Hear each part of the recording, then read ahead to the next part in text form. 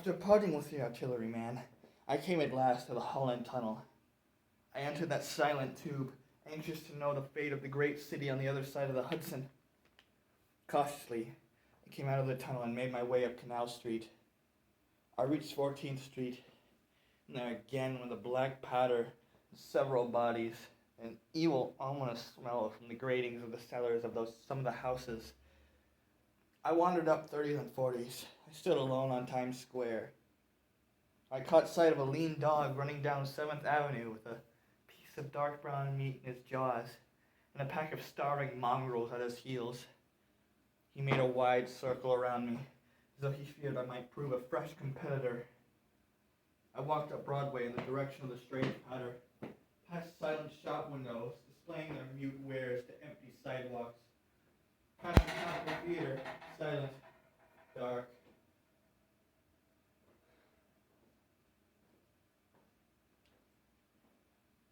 Past the shooting gallery, where a row of empty guns faced an arrested line of wooden ducks.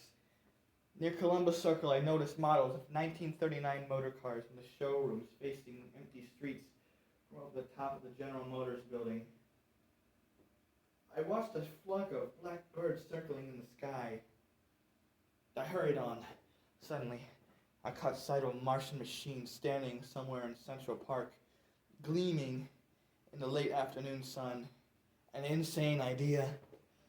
I climbed a hill, rushed recklessly across Columbus Circle and into the park. I found a hill above the pond at 60th Street and climbed up it. From there I could see, standing in a silent row along the mall, 19 of those great metal titans. The cowls empty. Their great steel arms hanging listlessly by their sides.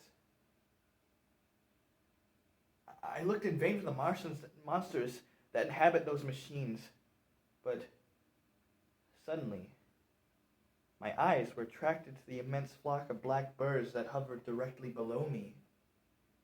They circled to the ground.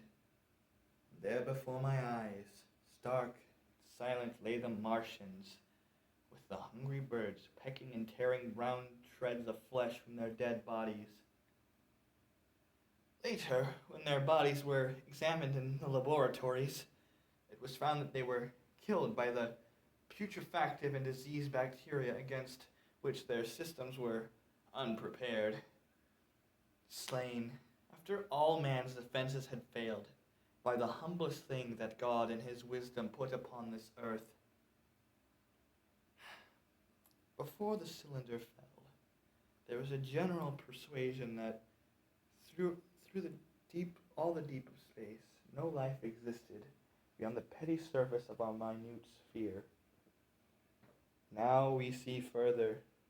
Dim and wonderful is the vision I have conjured up in my mind of life spreading slowly from this little seedbed of the solar system throughout the innate vastness of sidereal space.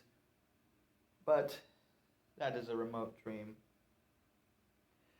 It may be that the destruction of the Martians is only a reprieve.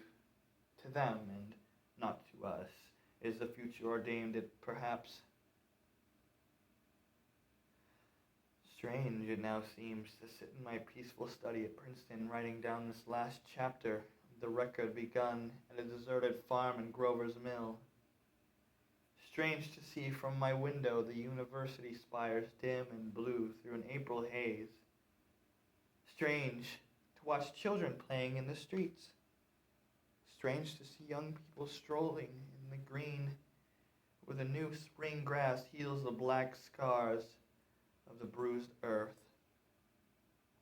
Strange to watch the sightseers enter the museum where the disassembled parts of a Martian machine are kept on public view.